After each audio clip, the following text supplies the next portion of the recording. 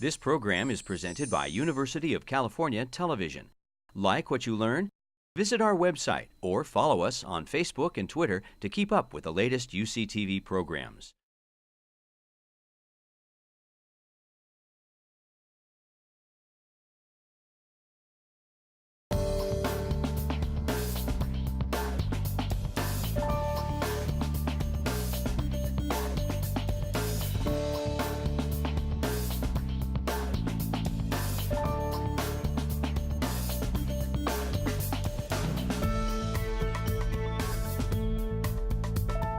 I'm looking forward to telling you about the work we've been doing. As Christine said, this is really a long-time collaboration with Steve Peterson and our group looking at the development of the brain's functional network architecture. And I can tell you that when I got started working with Steve, transitioning from being a developmental neurobiologist to doing cognitive neuroscience, this was I would say, the farthest thing from our thought process of what we'd be going after. I'm really interested in questions like, how does the brain acquire the ability to use language, to read? Those have been the drivers for my interest. But things happen that change your trajectory. And one of the great fun parts about doing this for a living is allowing new ideas, new directions to come into your life. And this is a demonstration of that for me. I'm going to start out as a clinician. I'm going to start by telling you about a patient. You heard that I'm a movement disorder neurologist. A major part of what I do is take care of kids with Tourette syndrome.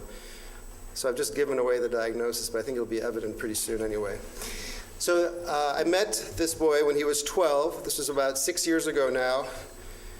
He had had a 5-year history of involuntary movements and sounds, including utterances. And over the 6 months that preceded his coming to our clinical attention, he had had an exacerbation of involuntary movements that were violent, self-injurious, injurious to himself as well as to his mother.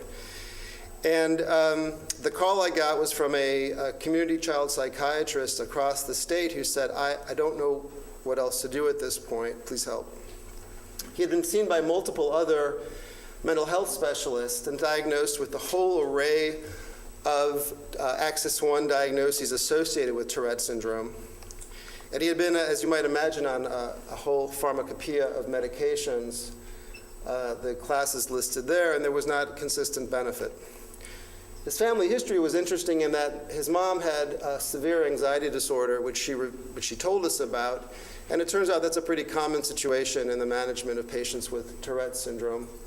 And father was described as having ADHD, mom told us severe combined, but there's more to that story in a bit. And on exam, he had many tics, including the Copra phenomenon, most famous for Tourette syndrome. He immediately pointed out to me as I walked into the room, "You're effing bald, you're effing bald, you're effing bald." And he didn't say effing. And I said, you know, I know that, I'm okay with it, we can move on from there. And just setting him at ease, he clearly was remorseful for the inappropriate nature of his interaction. So here he is on a relatively calm day that we saw him in clinic.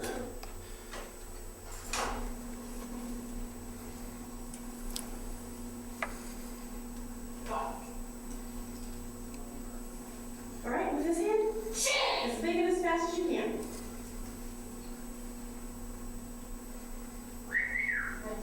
Do you hear his subvocalization might tick? Hand over here. Can you open and close it like this, as big and as fast as you can?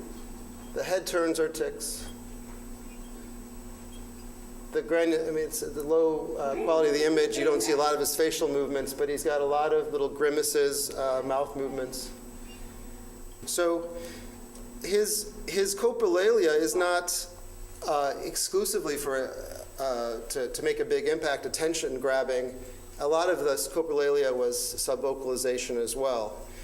That was a relatively good day for him that we saw him in clinic, but he gradually became so concerned with his coprolalia that he adapted a towel to put into his mouth. And over time, that towel would become drenched with his saliva, and that, coupled with his anxiety, he became increasingly unwilling to go out in public. So his maladaptive approach to trying to manage his own tics spiraled to make him more and more clinically problematic over time. He was impulsive and aggressive, not shown there, but in the room, he would hit himself or in the genitals, or his mother in the genitals, or try to strangle himself or his mother. He had the profound Copra phenomena, and though that's the most famous feature of Tourette syndrome, it's present in only about 10 to 15% of patients. He had significant morbidity from these other Axis 1 diagnoses. And although I said that Dad was described as having severe combined ADHD when we met him, it was clear that he was more autistic than had been previously described to us. And I think many people in this audience know that these two diagnoses, ADHD and autism, go hand in hand, and pretty soon we'll be allowed to say that out loud diagnostically. And then the thing that we learned that we didn't pick up on from the neurologic side of the story, that our colleagues in psychiatry pointed out to us over a little bit of time, is that Mom was only quasi-invested in Mark's improvement. The issue was that their marriage was failing, and as long as she was able to attend to his significant neurologic and psychiatric issues, it was unnecessary for her to attend to the marriage issues. So we struggled with why there was a lack of implementation of plans and lack of follow-through. And then this other insight came through that helped us to really understand the full system-level problem in the family. And here's another issue. They lived about 250 miles from St. Louis. That's the reality for delivery of mental health care in much of the country. There's a precipitous drop-off outside of urban centers. So in addition to the tumult that he was experiencing individually and that the family was experiencing, the ability to come and get care directly was greatly limited. And he was having side effects from his medication. He had obesity, for example, that emerged due to the neuroleptic use.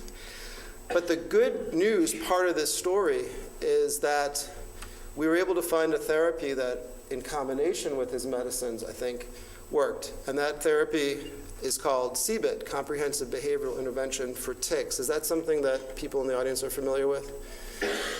It's a behavioral therapy. It's basically habit reversal therapy with some additional modulation of relaxation therapy and reward manipulation.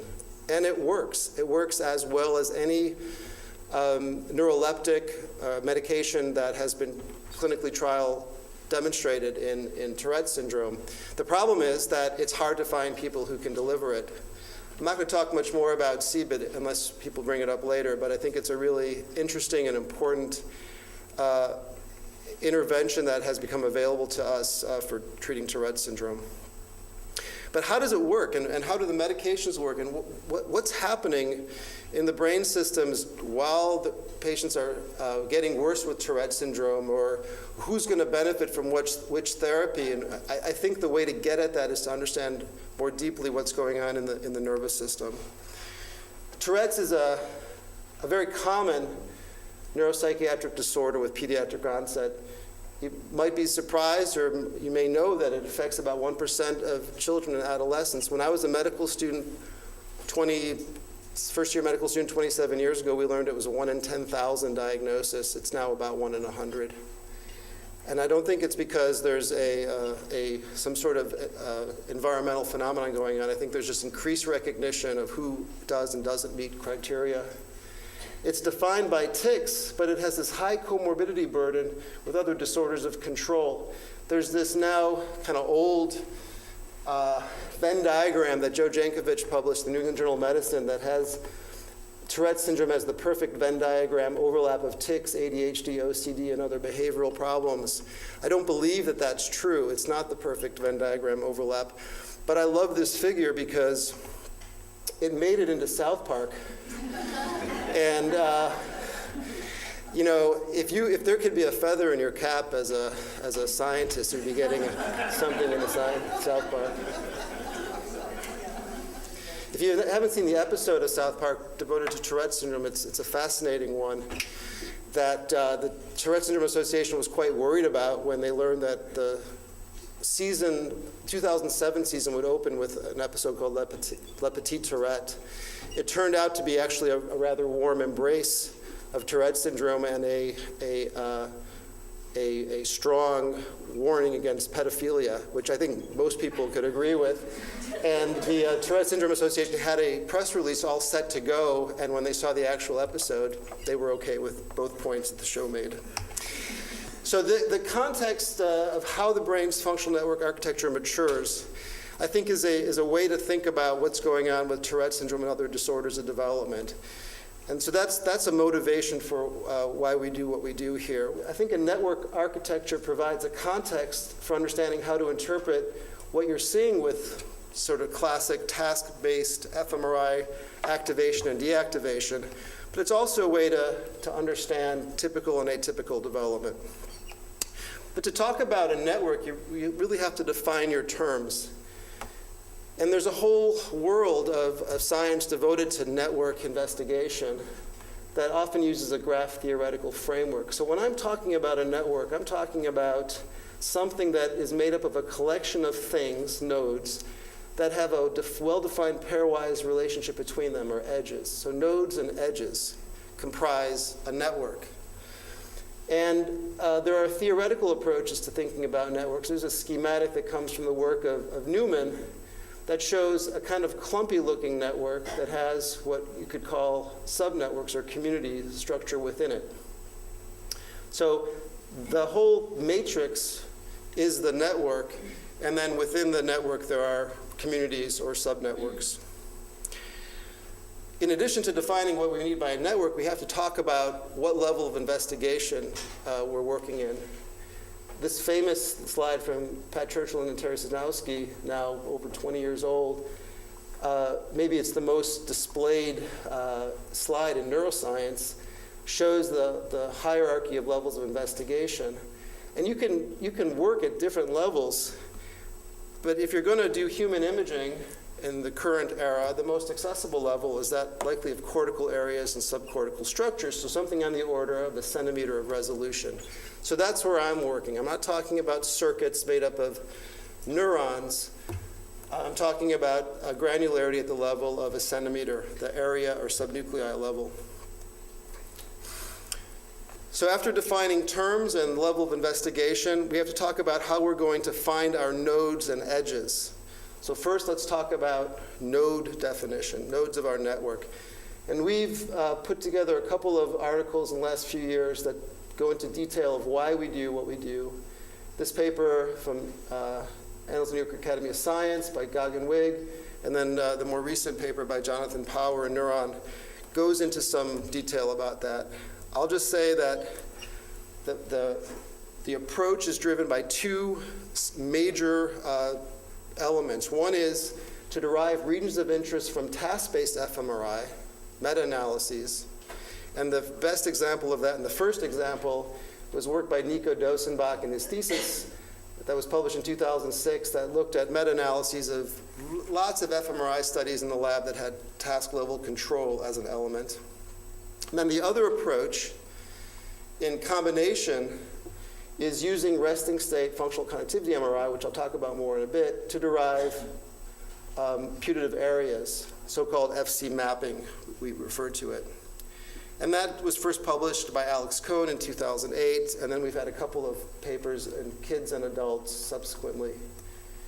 Okay, first, well, let's talk now about, we talked about nodes, let's now talk about edge definition. What do I mean by resting state functional connectivity MRI? It's probably familiar to many in this audience, but the idea is this, that if you look at the spontaneous bold signal coming from here, in this case, this region in the left angular gyrus, and its homotopic location in the right angular gyrus, and you look over about 4 minutes of data here, just spontaneous bold fluctuation, what looks like noise in this very low frequency spontaneous activity is actually highly correlated between these two locations.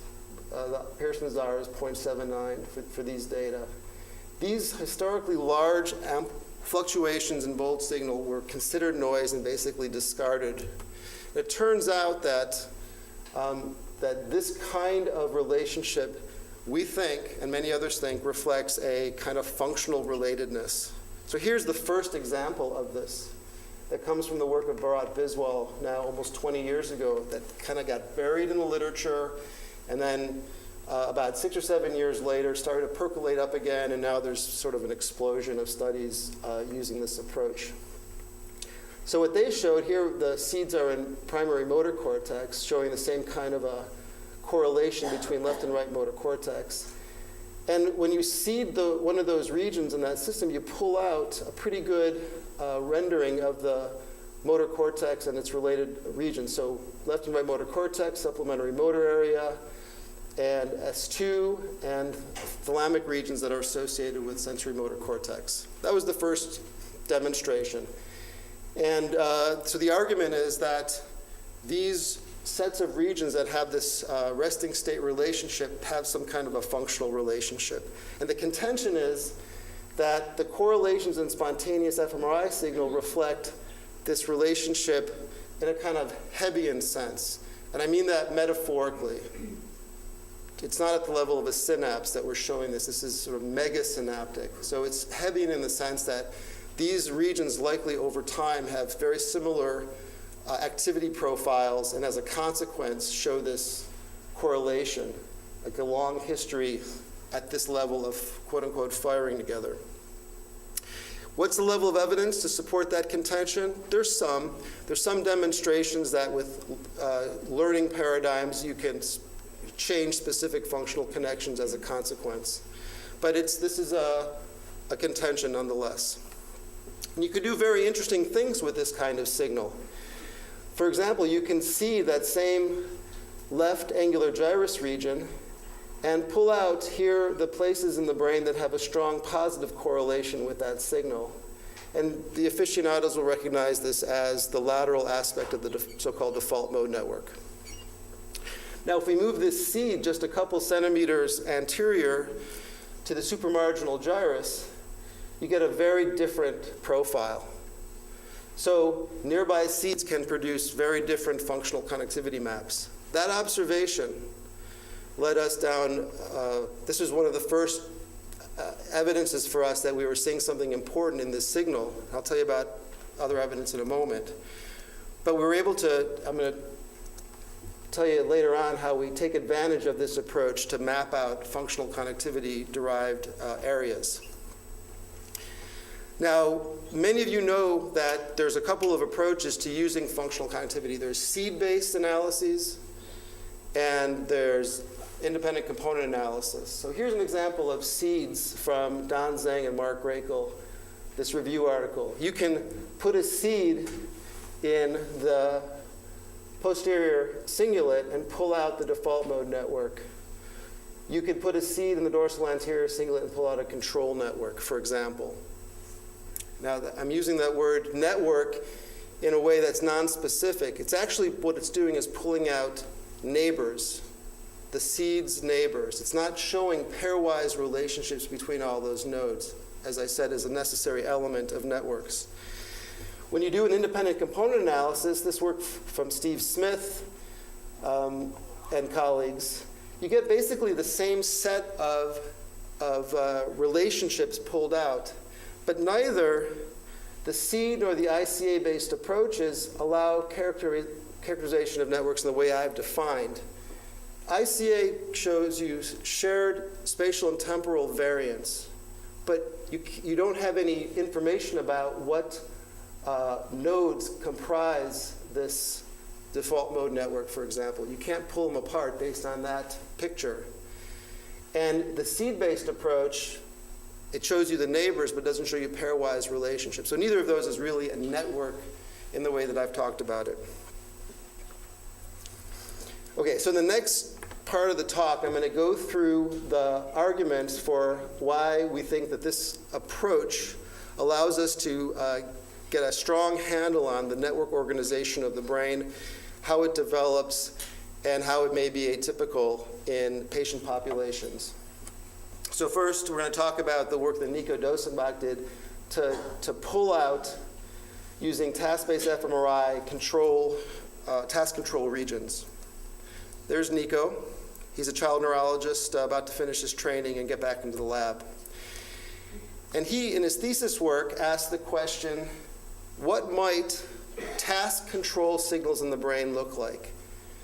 So we do fMRI to pull out executive control regions, but what do the signals themselves look like? And so a pretty typical heuristic for thinking about top-down control that sits above moment-to-moment processing is that there's a monolith made up of elements that can initiate, maintain, and adjust how you're doing in the moment-to-moment processing, a standard heuristic. And so the idea was that if that's true, we'd be able to see signals related to task set initiation, task set maintenance, and adjustment.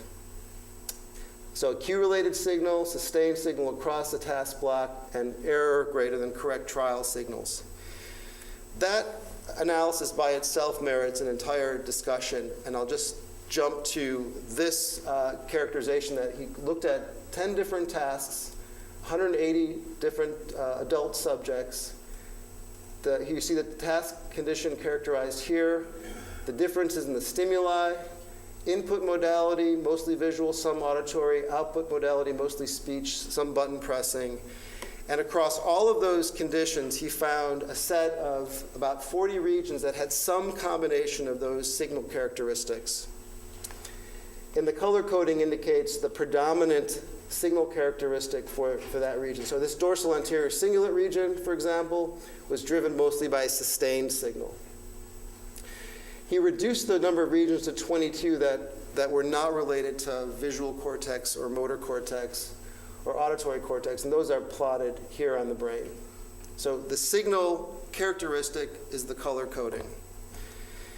And then went on to just populate the scheme and say, we've got some regions that are task set initiation, task set maintenance, and adjustment, and published the paper. And it was good. It was a good paper, and we said it sort of validated this kind of heuristic.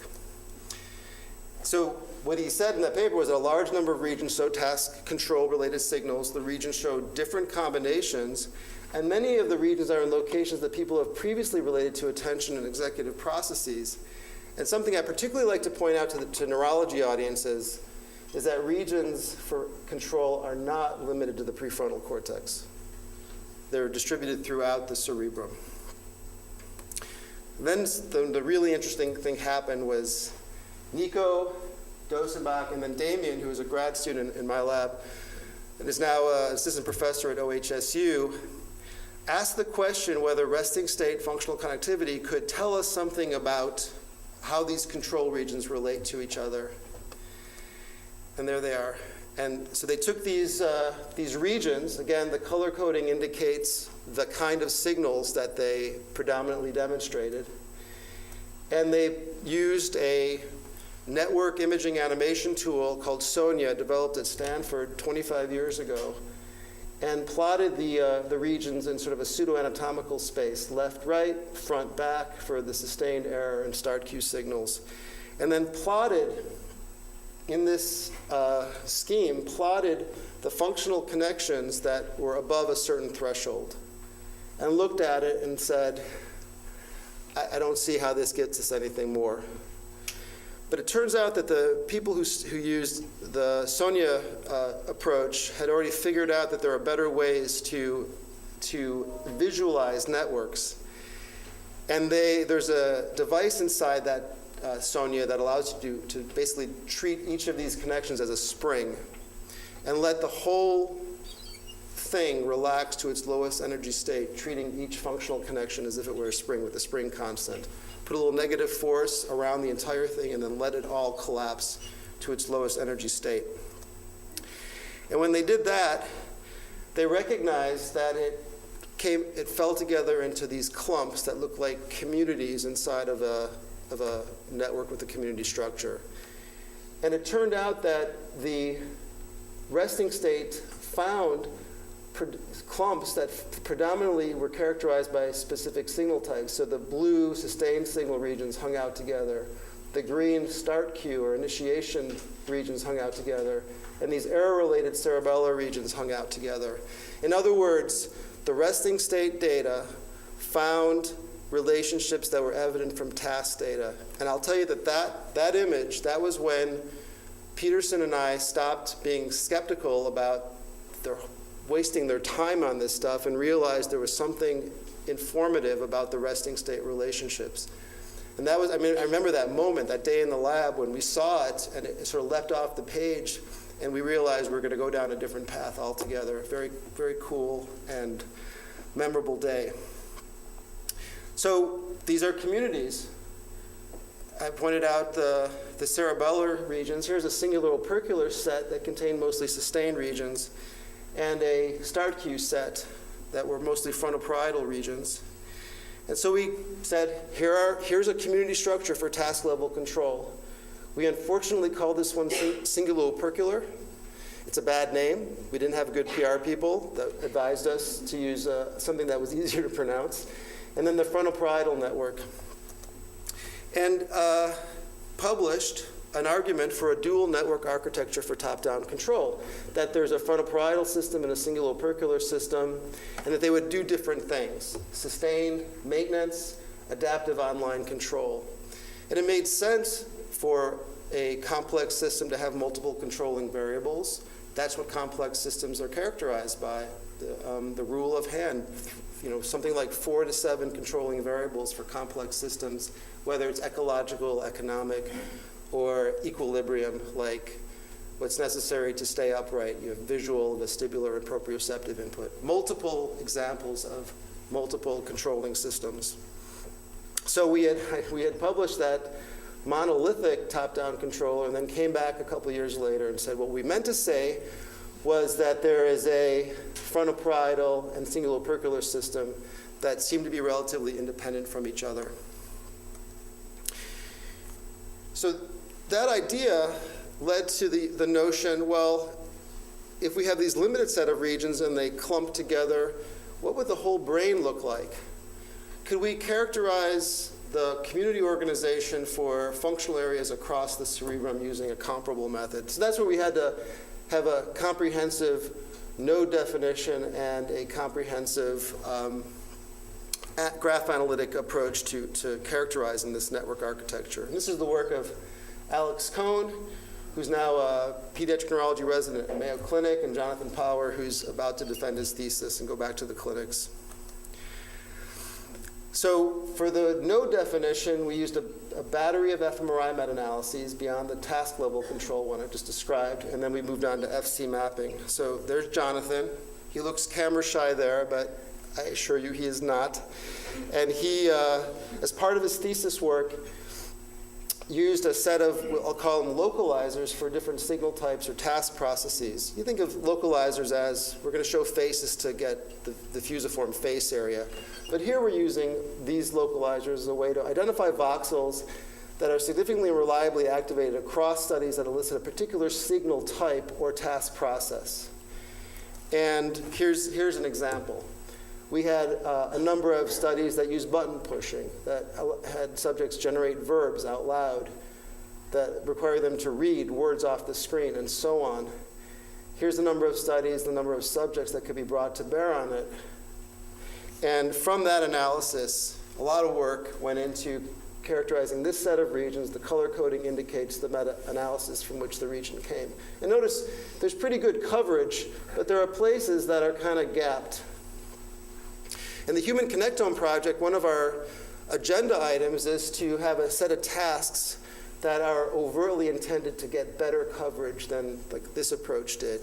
This informed us of how to best design the Connectome Project task set. So another way to supplement that node definition is the work of Alex using FC mapping. So I showed you this, that you can get really different connection patterns depending on where you put that seed. So the idea that immediately occurred to us, another one of those moments where I really remember the, oh my, I think there's an opportunity here moment, was if it's the case that a seed here produces a very different map than a seed here, is there a transition point? And if we can identify a transition point, is that a boundary between a functional one area and another? And if that's the case, can we run wild with that across the cerebrum and in a data-driven way pull out functional areas? So what Alex did was he marched seeds from one location to the other and then used a similarity metric. Here was an eta coefficient, but there are other kinds of ways of measuring similarity, and just found the place where the transition point occurred between the similarity between a seed placed here versus here, here versus here, and so on, until that dividing line could be identified, and found it right here. It turns out that of all of the places in the cerebrum where you can find a dividing line using this method, and we didn't know this at the time, it was our first place we looked, this is the most reliable. So we got very lucky that we dove in there. If we dove in someplace else, we might have said, good idea, bad outcome, move on. But it turned out this is a really reliable location. And then a lot of work over the last several years has led us to be able to build on that kind of approach using edge detection methods and computer vision algorithms developed by others to identify locations. There's that place I just showed you, but to identify places in the brain that are very likely to be boundaries between areas and to be centers of areas. So from that, we can pull out FC mapping ROIs. We've got our meta-analytic ROIs, and we can converge the data sets and have as full brain coverage as we could have at this moment in time, 264 non-overlapping regions. Okay, so that's node definition. And next we have to talk about how we actually use that to form a network. So what do? Well, here's a set of regions, just for schematic purposes. And then we make a correlation matrix of every one of these regions with every other region. And for each subject, average, threshold, and display. And you can demonstrate for this particular network that if you threshold at 0, it gives a very dense set of connections. And as you move that threshold out, you get sparser and sparser networks still. Classic thresholding issue. So it begs the question, where do you threshold? So let's pull back a little bit to a more completely connected network, and then you can see within it clumpiness characteristic of small world networks that have community organization. And the argument is that these sub-networks or communities or modules, lots of synonyms, are evidence of a structure, functionally significant structure within the overall network. And you can pull them out with community detection algorithms. There's a whole world of math that people use to identify communities in networks. Modularity optimization, we use InfoMap. There's a whole bunch of them out there. We use InfoMap because people who know more about this stuff than we do argue that it's the most reliable way of doing community detection. And it's basically a information theory driven kind of method where you have a random walker moving through the network space and you use dwell time to figure out where the boundaries between communities likely exist. So by applying InfoMap to the thresholded network, you can attribute community assignment to the different nodes. And a typical way of displaying that is shown here, where we have color coding the different communities at a given threshold. We look across many thresholds. That's a standard approach in this emerging discipline to see what sort of a consensus is across from low to higher thresholds. And you can see that there's a fair amount of jumping around in some of these communities, but some of them are kind of rock solid. So there's an art to this as well. You have to look at this and say, what appears to be the abiding community assignment across thresholds, frankly. But there is relative stability, and I'll show you that we've looked across cohorts and have comparable assignments across cohorts as well. So we've got a rational node definition. We have a way of assigning communities through InfoMap that allows us to code through colors the different communities that these nodes belong to. And for example, the yellow shown here, that's the frontal parietal network. Now, the sort of purplish color, that's our old cinguloopercular network. The black is the salience network that Bill Seeley and colleagues at San Francisco have described that we see reliably in our data as well. And red is the default mode network, as some examples. And as I mentioned, when we look across cohorts, here's just 2 cohorts, but we've done out now to 5 samples of 40 adult subjects, and we look across those cohorts, it's highly reliable. I mean, there's some noise in there, admittedly, but it's really reliable across cohorts. I've been pointing out using nodes as our starting point, but you can also use a voxel approach, and the maps look very similar. And this is work, again, from Jonathan Power's 2011 paper. These are 2 different ways of rendering the community relationships, modified voxel-wise version and node-based, very similar results. So how well did we do using these rational nodes? Were they really rational? So the idea here is, if we did a good job, what came out as a community that looked like a default mode network would look like what we see with task-based data as our sort of gold standard for identifying the default mode network. So here it is. If you see the lateral aspect, the neighbors that you find are precuneus, posterior cingulate, ventromedial prefrontal cortex, lateral temporal lobe, the superior frontal stuff. That's the default mode network. And so the prediction is we would see something similar in our community assignment. So how did we do? Qualitatively, looks pretty good. So here's the community assignment, and here's the left hemisphere for the default mode network from task-based data. We see a recognizable and somewhat extended cinguloopercular network, shown here now in black. We see a recognizable and extended frontal parietal network, shown here. And we see the dorsal attention system. This is from Mauricio Corbetta and Gordon Schulman's work from 2002.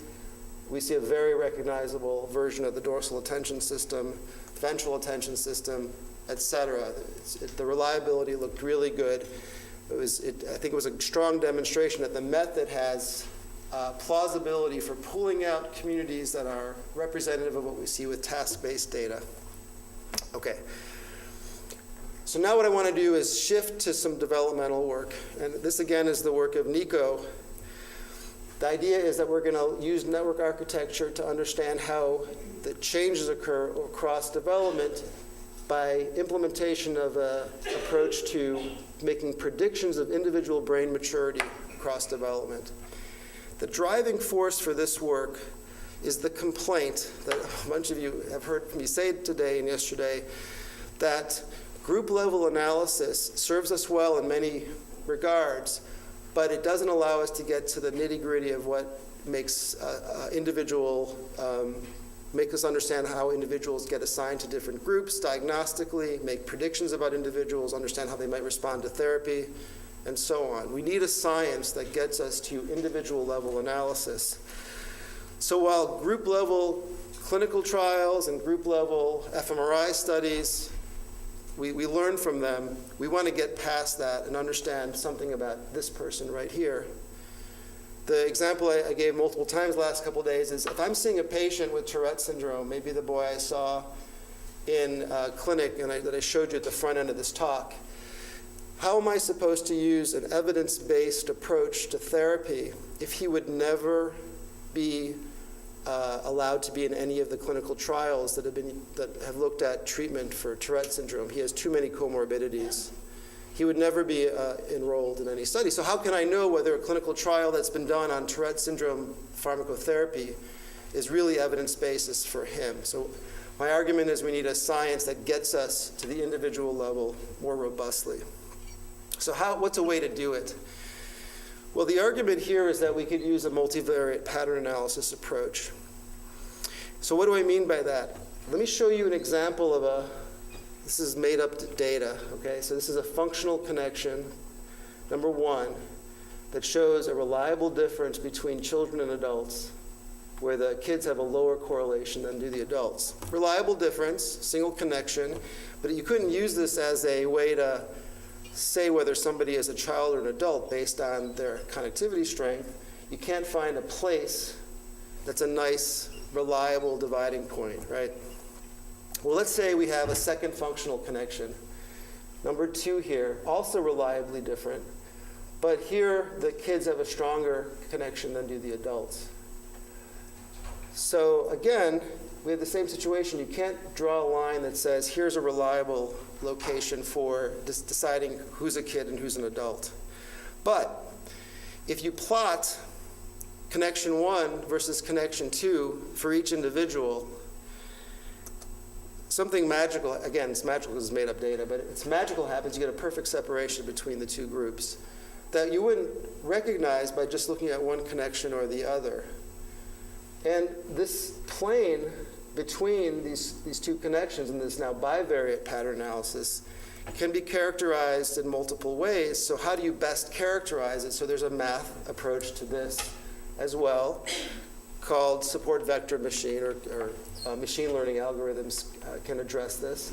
Here's an example of a support vector machine approach. The maximum margin would define the distance between the nearest exemplars of each group, so here and here. And you can describe the individuals who sit on the margin as the support vectors for the support vector machine. And what you've done here is built a classifier. So the question is whether the classifier works for the next individual who comes along. So a method that's used often in this sort of approach is a cross-validation, where you classify on all but one subject, so leave one out, cross-validation, and then iteratively do folds of the same kind of classifier and test set to get at an accuracy of the classifier. So here we have a test set that was not seen by the classifier as it was created, and we know that it was a child, and we can ask, well, how well did the classifier do based on its relationship between connection 1 and 2? How accurate was it? We can check the label because we know what the actual result is. So what we did was we took found data from across our lab and a bunch of other labs at WashU, compiled as much data as we could for the purpose of this approach. We used about 5 minutes of resting state data for each individual, matched individuals on brain size and head movement. And then at the time, we only had 160 regions of interest, not the full set that I showed you before, and here they are. So some were upwards of 12,000 functional connections, and we used a data reduction step to go down to 200 functional connections total for the support vector machine analysis.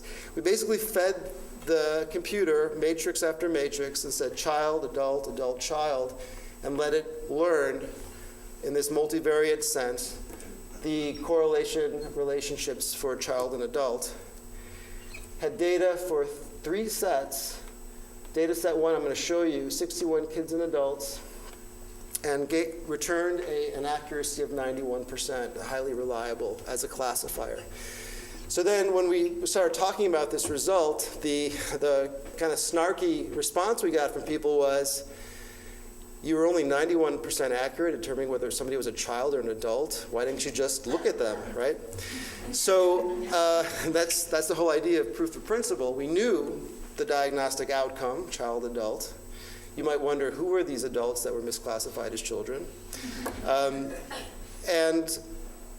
And so as a consequence of proof of principle, this allows us to go to a scenario where we don't know the outcome and can build a machine to help us make a diagnosis on an individual. We're also pediatricians. We spend a lot of time looking at growth curves. Here's a BMI curve for girls, ages 2 to 20 years. I like pointing out how the amount of space above the 50 percentile is skewed for boys as well. That's a talk for another day. But the idea is that you can use such a curve, and when somebody falls off the curve, you can say, depending on the trajectory, what's going on here, what's happening that is forcing them off the curve. The idea was, could we do something similar with our functional connectivity prediction? Could we predict where somebody was on a maturation curve? So SVM can be extended to regression. You could estimate a regression in n-dimensional space. and it generates real valued outputs. So again, we had 3 data sets. I'm going to show you data from just one, but the other 2 replicated substantially. We could train the SVR to predict brain maturity using chronological age as a proxy. And here's the maturation curve that was returned. So there's a couple of growth curves that that fit the data equally well, using Keiki information criteria to determine which of a myriad of fits were the best. And then the variance explained here was about 55% with a highly reliable return. Now, obviously, we don't have enough data in here. We wish we went down younger. But again, proof of principle that we were able to make a maturation prediction on a single subject using about 5 minutes of resting state data. Because SVM and SVR allow us to interrogate the machine to find out what features were used to make predictions, we could look at the functional connections that drove the prediction. And in orange are connections that increased with maturity, and green were the ones that decreased with maturity, and here they are. And because we know their community assignments, this is a earlier version of our community assignments, we can say something about which communities seem to be most responsible for, in this multivariate sense, for allowing prediction to happen. And in this case, it looks like the singulo-opercular network was a driver. Now, since that time, that was 2010, we published that paper. My former student, Damien Fair, moved to OHSU and led a group of ADHD investigators through the ADHD 200 consortium. That was actually 455 subjects from 6 centers of typically developing subjects, Brown, NYU. You can read the rest. Different scanners, different parameters, dealt with the movement artifact issue that had emerged in the meantime, and returned across all of these different sources of data a maturation curve that looked pretty similar to the one that we had described using the data from just our own center, with an R-squared of about explaining 43% of the variance. Now that's with fcMRI data. A comparable approach has been implemented by Tim Brown, who turns out did his graduate work with us years ago, is now at UC San Diego working with Anders Dale and Terry Jernigan, using the PING data set, 885 individuals ages 3 to 21, and using a comparable kind of approach, using different structural imaging methods, built a maturation curve predicting individual level maturation on structural data that explained something like 92% of the variance, so kicked our butts. And it's just structural data. And when they interrogated their model, they found that over time, different features contributed to different amounts to the ability to make predictions. So it's and others have replicated both the structural and the functional connectivity approach. It's likely that merging the 2 kinds of data will produce an even more robust prediction. So how does this play into Tourette syndrome? So this is work of Jess Church, who's now an assistant professor at UT Austin, and Binyam Nardos, who's a graduate student in the lab. They took data from 41 mild to moderate Tourette's patients and 41 age-matched controls, and built an SVM that had 76% accuracy, highly reliable. And the regions the features that contributed most to the prediction came from task control, somatomotor, and default mode communities. So a reasonable degree of accuracy. It's not strong enough as a diagnostic test per se, but it's a demonstration that the information is in there. In the ADHD 200 study that I told you about, Damien's work that published, no longer in press, they demonstrated 71% accuracy for determining ADHD combined type versus typicals, ADHD inattentive type versus typicals, 83%, and combined versus inattentive, 68% accuracy. And the color coding indicates the communities that were most responsible for that kind of prediction. So another example of information in there that can be used at a single subject level to make a diagnosis. Now, a limiting factor for this kind of approach, particularly for the ADHD, is the nosological limitations of ADHD. So it may be the case that despite excellent phenotyping done by all the groups that contributed data, it may be the case that these distinctions, combined type inattentive and hyperactive, are not completely true, or maybe change over time. There's some evidence that people regress to the mean in terms of their diagnostic categorization. So improvements in nosology will, I think, help. But it's also possible this kind of approach can help us to understand how to improve nosology. So overall, I've told you that a strategy using rational node definition and graph theory-based analysis identifies multiple functional systems consistent with that we expect based on task fMRI, and that comprise the brain's functional network architecture. We have a nice description of that architecture. I've showed you that we can make prediction of individual brain maturity using these approaches, and argued that there's potential applications to investigation of clinical populations, diagnostics, and prognosis. And that specifically these methods apply to adolescents with Tourette's suggest some atypical organization of task control systems and the capacity to identify these patients using SVM. So I'd like to thank Steve, longtime collaborator and partner in this. I've pointed out the work of multiple people, but there's a whole bunch of other people who've contributed to this work and multiple sources of funding, and thanks for your attention.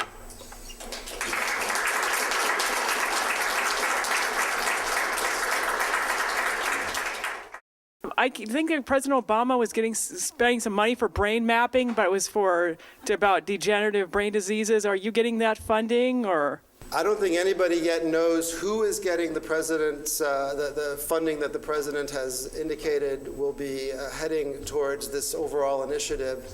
My understanding is that the details of how that program will, what the program is and how it will be implemented is yet to be worked out. We're all excited to learn what it will be and optimistic that some of it will come our way. Yeah. So just for those of us who are not that familiar with this technology, can you make a comment about how functional connectivity maps onto real connectivity in the brain, and you know, where are there similarities and where there are differences and why that might be?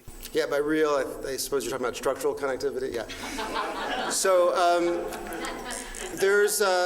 it's likely constrained, but it is constrained by the anatomical pathways. But there's lots of nice examples where there's discrepancy between where you see robust functional connectivity and the absence of a clear direct connection, and probably examples of the opposite. So let me tell you about two of those. One is that if you place a seed in sort of eccentric foveal representation in V1, sort of near the V1, V2 border, you get a very strong homotopic functional connection. But as you know, and many of you probably know, in primates, humans and non-human primates, there isn't a strong callosal connection connecting those two places. So that's a really nice example of a discrepancy.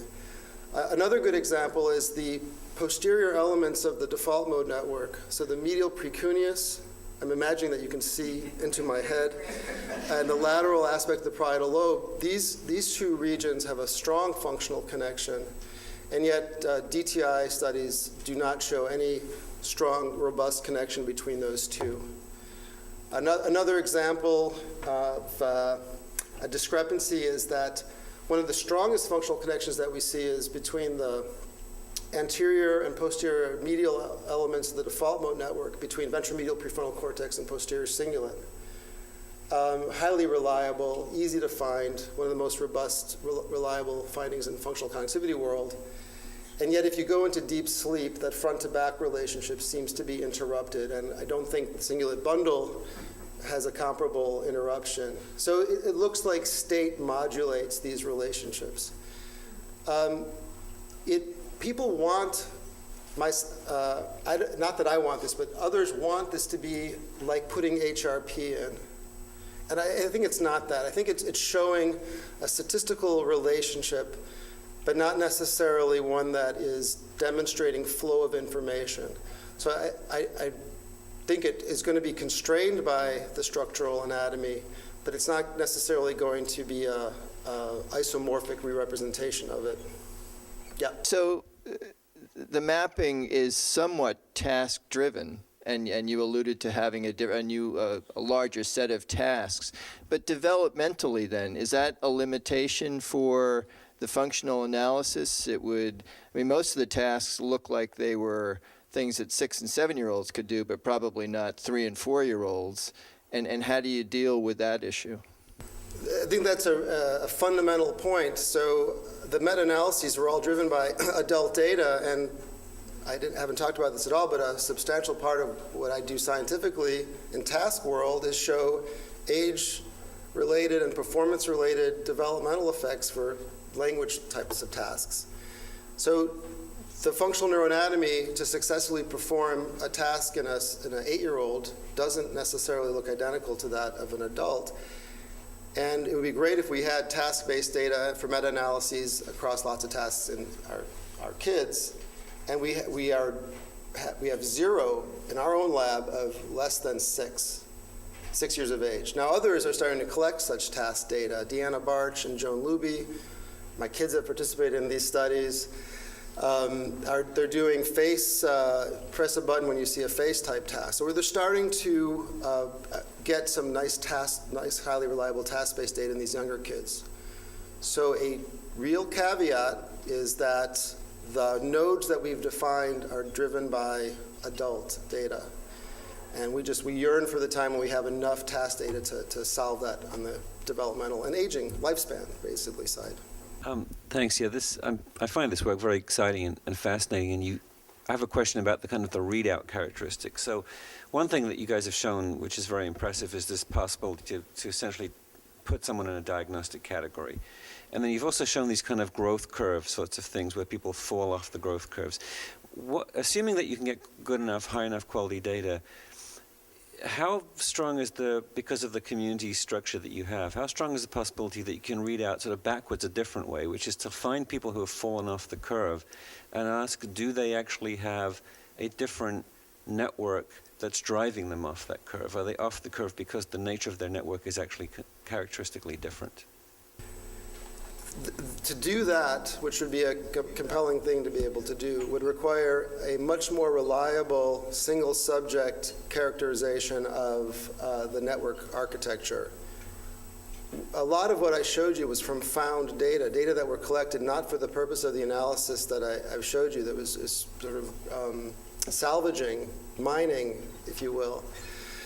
But the Connectome project, it's addressing your question. It's allowing us to collect sufficient data on a single subject level to really, with as minimal noise as possible, describe yours and mine and David's, connectional anatomy, functional and structural, to allow us to make that connection between an individual's idiosyncratic architecture and how it has implications for why they are departing from a typical curve.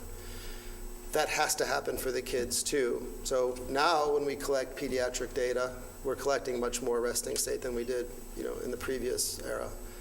There's a lot of remorse for what you could have done had you known in prospect. But I think just with the found data, we have enough of a level of evidence that it motivates this more robust collection moving forward. The UC Davis Mind Institute was created in 1998 with a promise to find cures for neurodevelopmental disorders. Every day, our physicians and researchers come closer to fulfilling that promise. Their groundbreaking research on autism, Fragile X syndrome, chromosome 22q11.2 deletion syndrome, ADHD, and other brain disorders are helping children achieve their fullest potential.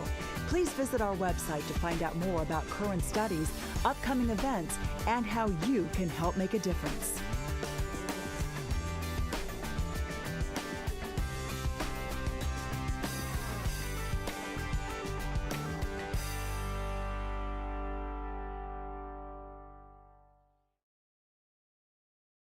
with his medicines, I think, worked. And that therapy is called CBIT, Comprehensive Behavioral Intervention for Tics. Is that something that people in the audience are familiar with? It's a behavioral therapy. It's basically habit reversal therapy with some additional modulation of relaxation therapy and reward manipulation. And it works. It works as well as any neuroleptic medication that has been clinically trial demonstrated in Tourette's syndrome. The problem is that it's hard to find people who can deliver it. I'm not going to talk much more about CBIT unless people bring it up later, but I think it's a really interesting and important intervention that has become available to us for treating Tourette's syndrome. But how does it work, and how do the medications work, and what's happening in the brain systems while the patients are getting worse with Tourette's syndrome, or who's going to benefit from which therapy? And I think the way to get at that is to understand more deeply what's going on in the nervous system. Tourette's is a very common neuropsychiatric disorder with pediatric onset. You might be surprised, or you may know that it affects about 1% of children and adolescents. When I was a medical student, first-year medical student 27 years ago, we learned it was a 1 in 10,000 diagnosis. It's now about 1 in 100. And I don't think it's because there's some sort of environmental phenomenon going on. I think there's just increased recognition of who does and doesn't meet criteria. It's defined by tics, but it has this high comorbidity burden with other disorders of control. There's this now kind of old Venn diagram that Joe Jankovic published in the New England Journal of Medicine that has Tourette's syndrome as the perfect Venn. This program is presented by University of California Television. Like what you learn? Visit our website or follow us on Facebook and Twitter to keep up with the latest UCTV programs.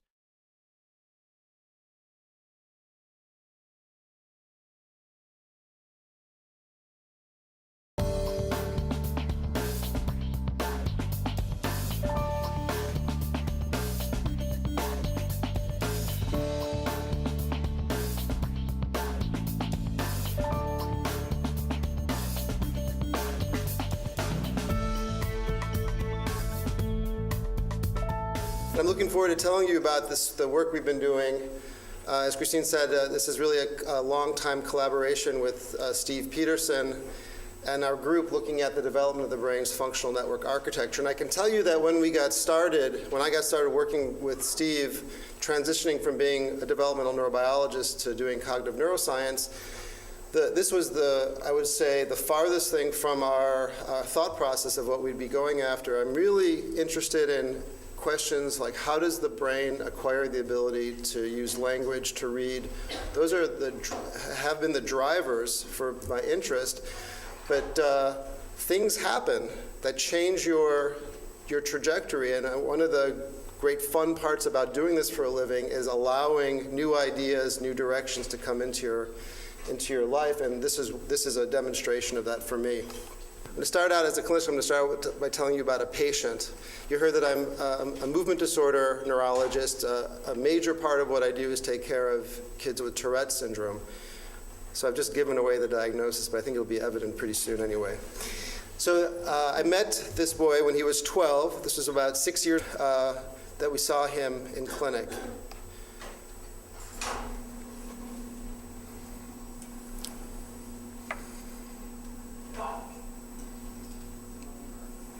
All right, with his hand, as big and as fast as you can.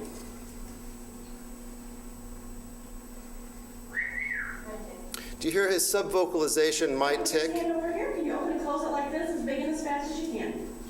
The head turns are tics. It's the low quality of the image. You don't see a lot of his facial movements, but he's got a lot of little grimaces, mouth movements. So his coprolalia is not exclusively to make a big impact, attention grabbing. A lot of this coprolalia was subvocalization as well. That was a relatively good day for him that we saw him in clinic, but he gradually became so concerned with his coprolalia that he adapted a towel to put into his mouth. And over time, that towel would become drenched with his saliva, and that, coupled with his anxiety, he became increasingly unwilling to go out in public. So his maladaptive approach to trying to manage his own tics spiraled to make him more and more clinically problematic over time. He was impulsive and aggressive, not shown there, but in the room, he would hit himself or in the genitals, or his mother in the genitals, or try to strangle himself or his mother. He had the profound Copra phenomena, and though that's the most famous feature of Tourette syndrome, it's present in only about 10 to 15% of patients.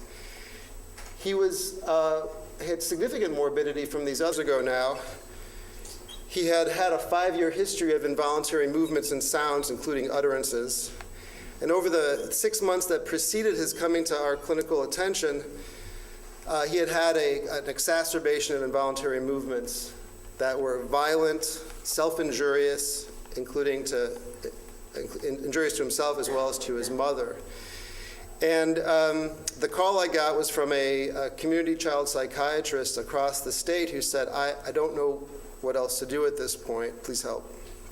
He had been seen by multiple other mental health specialists and diagnosed with the whole array of Axis 1 diagnoses associated with Tourette syndrome. And he had been, as you might imagine, on a whole pharmacopoeia of medications, the classes listed there, and there was not consistent benefit. His family history was interesting in that his mom had a severe anxiety disorder, which she told us about, and it turns out that's a pretty common situation in the management of patients with Tourette syndrome.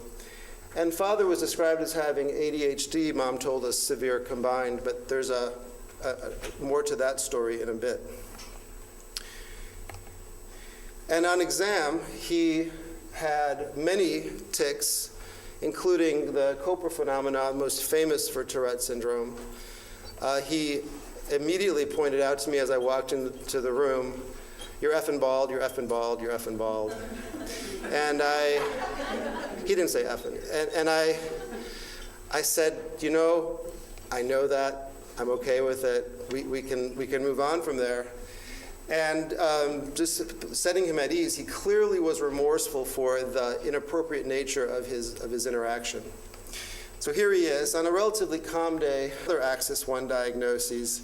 And although I said that Dad was described as having severe combined ADHD when we met him, it was clear that he was more autistic than had been previously described to us. And I think many people in this audience know that these two diagnoses, ADHD and autism, go hand in hand, and pretty soon we'll be allowed to say that out loud diagnostically. And then the thing that we learned that we didn't pick up on from the neurologic side of the story, that our colleagues in psychiatry pointed out to us over a little bit of time, is that mom was only quasi-invested in Mark's improvement. The issue was that their marriage was failing, and as long as she was able to attend to his significant neurologic and psychiatric issues, it was unnecessary for her to attend to the marriage issues. So we struggled with why there was a lack of implementation of plans and lack of follow-through, and then this other insight came through that helped us to really understand the full system-level problem in the family. And here's another issue. They lived about 250 miles from St. Louis. That's the reality for delivery of mental health care in much of the country. There's a precipitous drop-off outside of urban centers. So in addition to the tumult that he was experiencing individually and that the family was experiencing, the ability to come and get care directly was greatly limited.